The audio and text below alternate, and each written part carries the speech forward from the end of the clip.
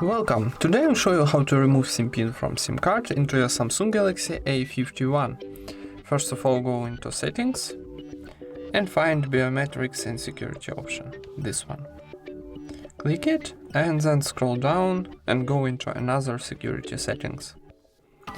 And first option in the list, set up SIM card lock. So tap it and click here to unblock your SIM card.